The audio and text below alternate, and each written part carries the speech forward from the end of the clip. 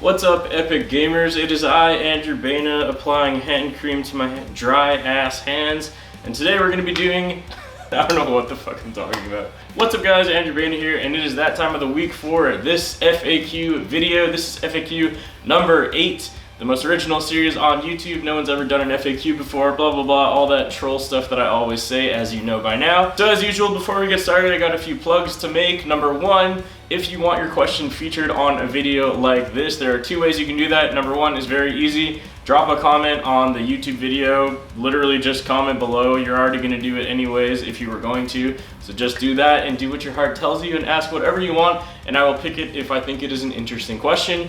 Or number 2, if you look in the description, I have a Discord server, and in that Discord server there is a channel called FAQ Submissions. Again, pretty self-explanatory. You can go in there and also type out your question, and again, I'll pick it if I think it's interesting. And as always, before the first question, I just want to give a big shout out to all my Patreon subscribers.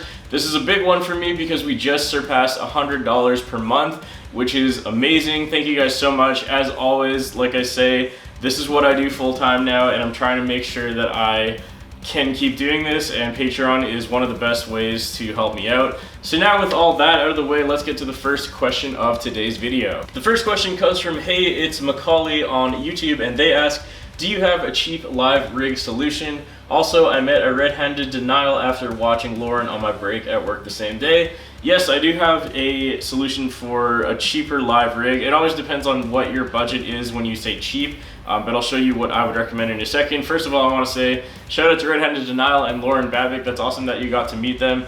I haven't met the rest of them, but I did meet Lauren at this year's NAMM, and she was awesome. I've worked with her for a really long time on my channel, so it was great to finally meet her in person. She's a very kind person, and hopefully I see her again at next year's NAMM.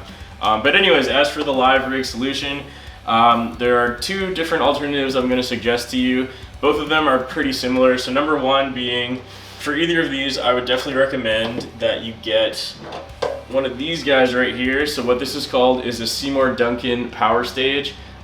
Full disclosure, I am endorsed by Seymour Duncan, so maybe I'm a bit biased, to take that with a grain of salt. But basically what this is it's a power amp. So the reason that I suggest this is because if you're going to be plugging anything into a guitar cabinet that isn't an amp, you need something called a power amp. So this one is really good. It's what I personally use and have been using for about 2 years now, I think. Yeah, so these are great. You can find them used for like 200 bucks. Great value. And then for part 2 of the cheap live rig solution, there are 2 things I'm going to recommend. Number 1 is, if you only need 1 guitar tone, then you can get something called a preamp, which I have over here, which I'll show you. So you can get a preamp such as this. This is a Aris Effects Nemesis preamp. Again, I am endorsed by Aris Effects, so keep that in mind when I'm making these suggestions. But there's lots of other preamps that exist. This one in particular I think sounds amazing. So basically what you would do is, if you only need 1 live tone, essentially all you would need to do in theory is get a preamp and then plug it directly into a power amp and then into a cab. That would in theory be pretty cheap, definitely a lot cheaper than buying a tube amp or something like that. With a preamp you would definitely need a noise gate as well, because they can definitely get pretty noisy, so keep that in mind. That's kind of like a pedal solution. Or alternatively, what you can do, of course, is get a multi-effect unit into a power amp, into a cabinet, and for that I would recommend the Line 6 HX Stomp, which is basically a fully featured Helix, except it's like this big and also like half the price. I think they're only like $600 US or something like that. I really want one, I just haven't really found the extra money to buy one because I miss having my Helix a lot. I had to sell it when I had to buy a car, unfortunately.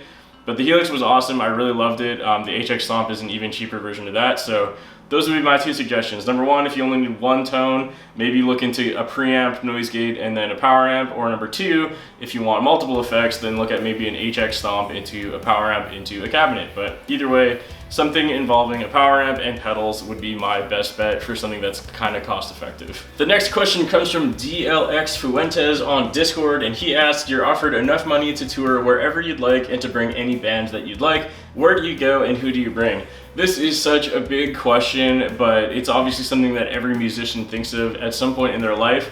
So off the top of my head, my first instinct is to go, let's say it's a 4-band tour, just to narrow it down. So let's say I would go with like After the Burial, number 1.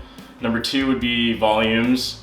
Number 3 would be, maybe I'd go with like Protest the Hero, just because they're one of my favorite bands, and you know, obviously I would love to tour with one of my favorite bands. So it's kind of a weird lineup, so it would be like Protest the Hero headlining, I guess, and then After the Burial and the Volumes, and then my band. So that's what I would do as the package. But I would really love to tour with Black Tongue again. So maybe Black Tongue, fuck it, we'll do 5 bands, throw Black Tongue in there as well. And where would I want to tour? That is the harder part of the question, because I've always wanted to tour a lot of places. I've always wanted to tour the US, obviously, because it's just, I don't know, most of you guys are from the US, most of my fans are from the US, so it would just would make sense to tour there. So from a practicality standpoint, I would love to tour the US, but from like a place I've always wanted to go, I would love to tour like Japan or Australia or something like that maybe, but I think I would probably just choose the US just because I think that would have the best results. I'm a realist, as you can tell. Next question comes from Get a Life on Discord, and he asks, what is your favorite band at the moment? So at this point in time, honestly, my favorite thing I've heard in 2019 so far has still been Dealer's EP, which came out back in like April or something like that. I've still been jamming that almost weekly, so I guess Dealer is my favorite band of this year so far.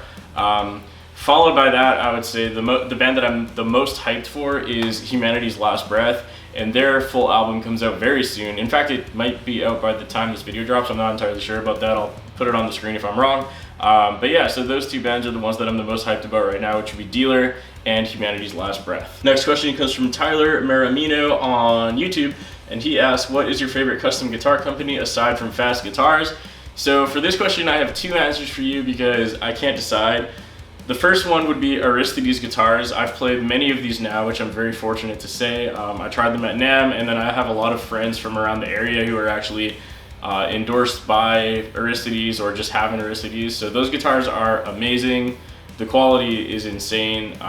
Yeah, Aristides are just something else. They're also just so unique because they're made out of like their own patented material that nobody else in the world has. So definitely Aristides. And number 2 would be Damon-esque guitars, which I have never personally tried one. I don't even know if I would want to play one if I got it, but they are just absolute works of art. If you've never heard of Damon-esque guitars, you need to follow them on Instagram. It's crazy to me. It's insane the level of artwork that their builder, or luthier rather, puts into these guitars. The inlay work, the graphics, the artwork, everything he puts on them looks insane. And I've never tried one in person, so I don't know how well they actually play, but anyone I've ever talked to about them that's had one has said nothing but good things. So yeah, Damon-esque guitars would be my second choice for favorite custom shop that's not Fast Guitars, I guess. Next question comes from Natalie on Discord, and she asks, hi Beanie. Beanie, what? Never heard that one before. What non-metal artists are you really into at the moment, and what would you say your favorite kind of feedback to videos is? Non-metal. I think I don't really listen to that much non-metal music, not to sound like a purist or elitist or anything like that. I just find myself usually gravitating towards metal. But with that being said, I think really the only thing that comes to mind is The Midnight.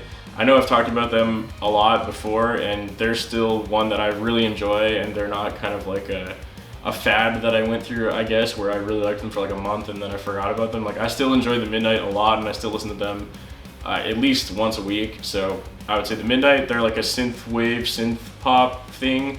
Basically, it sounds like if you were in a shitty 80s movie, that would be the soundtrack of your life, and I love it. Next question comes from Raging Bull RBR on Discord, and he asks, funniest moment when playing live with GP? Man, there are so many things I could tell you guys, and so many of them that I can't tell you guys because I'm pretty sure the other members of the band would kill me if I told you.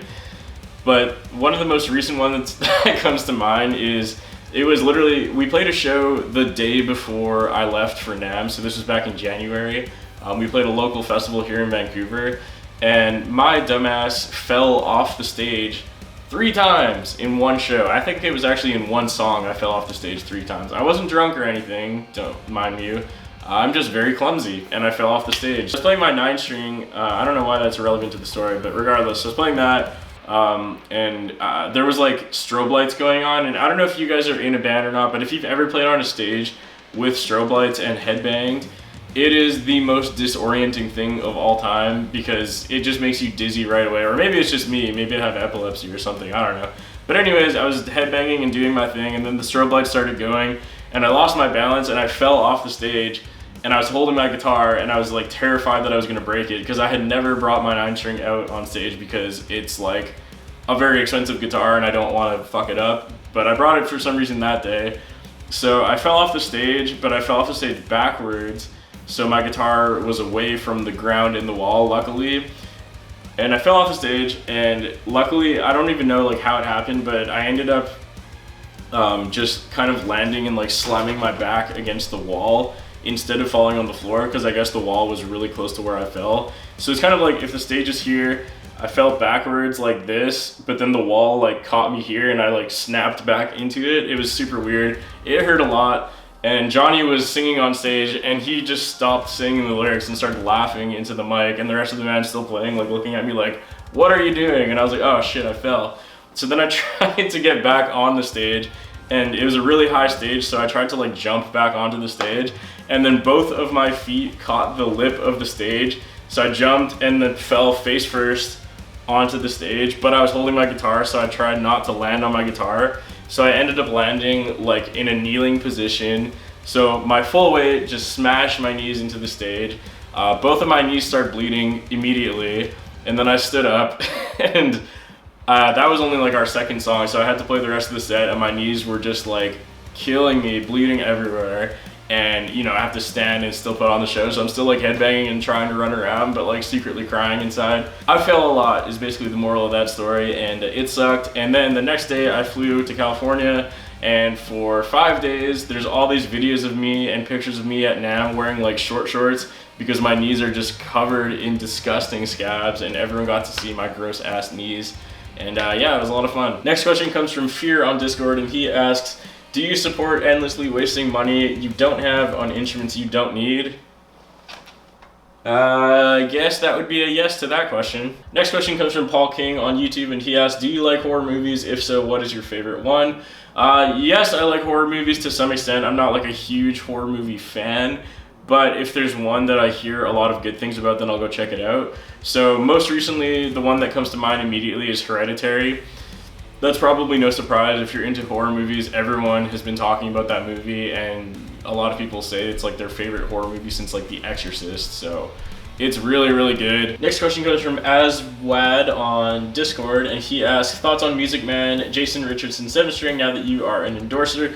Yes, in case you guys missed it last week, like I said, I'm now endorsed by Ernie Ball. Shout out to Ernie Ball. And yeah, they recently announced the Jason Richardson signature 7-string guitar. And yeah, I think it's pretty cool. Personally, I really like the JP and the Majesty a lot more. Those are still my top 2 most favorite Music Man instruments. The Jason Richardson signature isn't quite my thing. I don't really like the whole like Buckeye Burl gray looking top. It's, I don't know, not my favorite thing, but the guitar itself sounds amazing from all the demos that I saw, and I mean, I would definitely play the shit out of it if I had one, but yeah, I don't know. It's not my favorite Ernie Ball guitar personally, but I think that Jason Richardson definitely deserves a signature model. He is one of the best guitarists in the world, in my opinion, and he has been working his ass off for a long time. So it's really cool to see him being recognized in that way and getting his own signature model from an amazing company like Music Man, no less. And yeah, that guitar looks amazing. I hope I get to try one in person someday. I didn't get the chance to at this year's NAMM. Maybe this coming year, I'll definitely be sure to go check it out and give it a rip. And I'll play some very simple, very easy breakdown grooves on it and not shred at all, because I don't know how to do that, and it'll be a disgrace to all things Jason Richardson, and I love that. Next question comes from Johnny Chardulo. You might have heard of him before. He says, what's your favorite thing about me? I know it's a long list, so condense it down if you need to, heart. So as you guys all know, Johnny is of course the singer of my band Galactic Pegasus, and he is on a ton of my videos, and he's largely responsible for a lot of the really good ideas that show up on my channel, so shout out to Johnny. My favorite thing about you, Johnny, is your goddamn wheeze laugh, of course. If you guys have never heard Johnny's laugh before, take a listen to this video, and if it does not make you laugh, you might not have a soul. Next question comes from I Did the Math, She's Legal on Discord, and they ask, what is your least favorite tuning? E standard. Next question comes from Alan Harrisonis on Discord, and he asks, classic debate, Metallica or Megadeth, or he said Megadeth, but I assume he meant Megadeth. So this is a super easy question for me. It's Metallica, no questions asked. I personally do not really enjoy Megadeth that much at all. There's a couple songs that I think are really good, but for the most part, I don't really like Megadeth personally. Sorry, guys. And the main reason for that is I honestly just don't really like Dave Mustaine's vocals. With that being said, I know this is maybe not the best time to say that because I know he's got throat cancer right now, which is obviously awful, and I'm really sorry to hear that. Definitely nothing against him as a person. I just don't particularly like his vocal style. And because of that, I just never really listened to much Megadeth. However, Metallica is Metallica. They're the biggest metal band in the entire world for a really good reason. And yeah, I would pick Metallica over Megadeth any day personally. Next question comes from Tom McClure on YouTube, and he asks, what do you think about the new Kemper Stage? Yeah, so Kemper announced a new product recently, which is rare for them. They almost never announce new products. And basically, it's their floorboard version of the Kemper. I was excited about it at first because I thought it was going to be like more of a budget-friendly Kemper that was going to be maybe more in the price range of like the Axe FX FM3 or AX8 or whatever it's called, and like the Helix LT or Helix.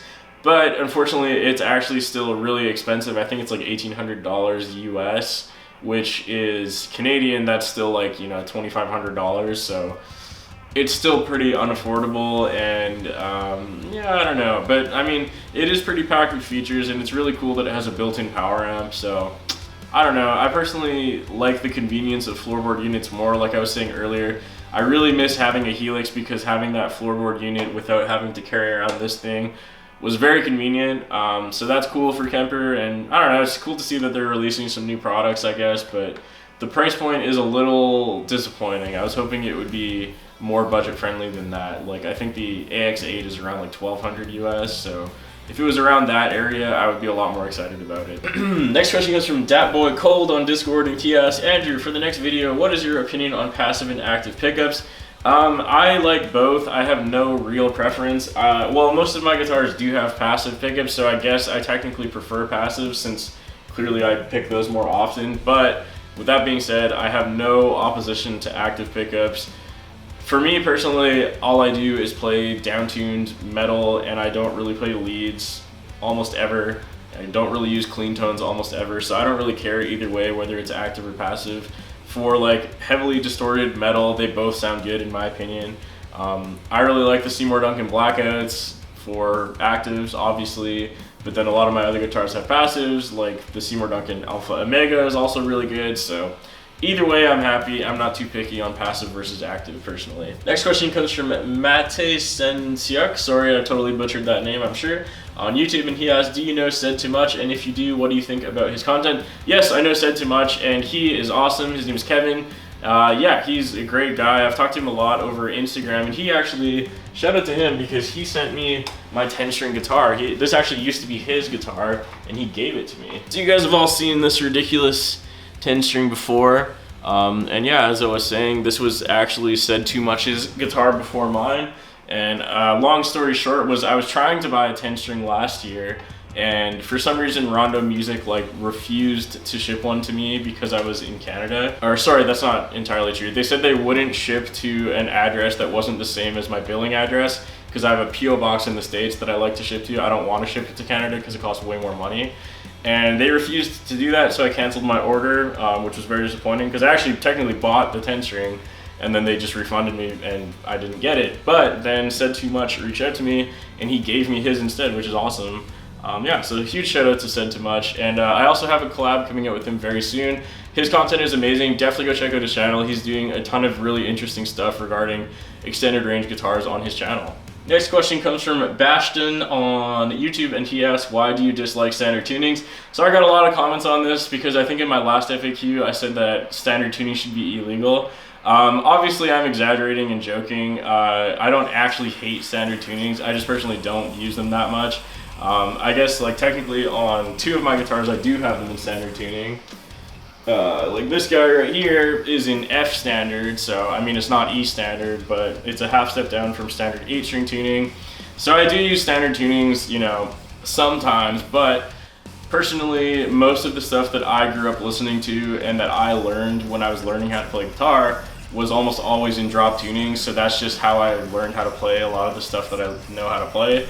So for me, when I play a standard tuned guitar, I almost feel like I have no idea what I'm doing because I just almost never use it. So I just prefer drop tunings because it feels more familiar and it's what I learned on. That's really it. Although it is fun to keep the meme going of standard tunings being illegal and that I hate them, so I'm probably just going to keep saying that anyways. Next question comes from Maya13 on Discord, and they ask, most ridiculous story you've heard from tour? So I'm going to keep names out of this story just because I didn't ask the people involved if I could say their names or not, and I don't want to get into any trouble.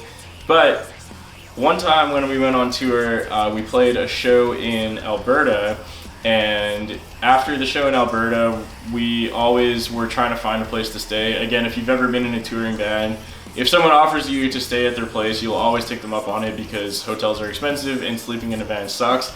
So obviously if someone says, hey, you can stay at my place, you're like, yep, let's go. So that's what happened in this case. One of the local bands was kind enough to let us stay at his place, which was a terrible mistake for him, unfortunately. Because, first of all, he didn't really prepare us for this situation at all. He just said, yeah, you can stay at my place. All of the bands that are touring can stay at my place. It's no big deal. Very kind of him, so we're like, okay, cool, let's go. So we went to the address he gave us, and we pulled up, and it ended up being one of the biggest houses I've seen in my entire life, which is immediately not what I was expecting, because usually that's just not the case. So it was a huge house on a fucking lakefront property, and they had like a boat dock, and like an outdoor hot tub and a movie theater in the house. It was insane. One of the nicest houses I've ever been in, and we were all just like, holy shit, is this the right place? And then he opened the door and was like, hey guys, come on in, and we were all like, wow, this is crazy. So we already knew that we were set to have a pretty good night right then and there. And then we got in, and they were like, yeah, we're inviting a bunch of friends over and we're gonna have a party. Even better. So we all started drinking, doing our thing, having a good time. So all was going pretty well. And then the guy who owned the house, he was like, hey guys, like if you don't mind, everyone should go to sleep now. And then the guitarist in his band was like, fuck that, we should stay up and party all night. And then for some reason, the two of them agreed. They're like, all right, well, how about this? We're gonna have a boxing match in my basement. And the guy who owns the house, he's like, if I win, you guys all have to go to bed and the party's over. But if the other guy wins, then you guys can stay up and do whatever you want for as long as you want. So they got out boxing gloves and had an actual boxing match in this kid's basement. And the kid who wanted to stay up and party all night is the one who won. So everyone, of course, was cheering for him, so it was hilarious. Everyone was like screaming his name, getting him all hyped up, and then he won, and then everyone proceeded to get even more drunk. And we had to wake up at like 4 in the morning the next day to drive for like 10 hours to the next venue. So I was the designated driver, so I went to bed after this boxing match because I was like, oh, that's crazy, and that was awesome, but I'm gonna go to bed. So I went to bed, and I woke up, and then I had the immense task of waking up like 20 super hungover, drunk people. Some of them were still drunk, and rounding them all up to go in the van and drive to the next venue. So that was probably one of the craziest tour stories of all time. And every time I think about it, it makes me laugh because it was just so ridiculous. Alright guys, that's it for this week's FAQ video. Hopefully you enjoyed it. These are always a lot of fun to do, so thank you so much for the questions. If you have a question that you would like to submit for next week's video, just leave it in the comments below or on my Discord channel. Once again, thank you guys so much for watching. I look forward to reading your comments and questions, and I'll see you guys next time.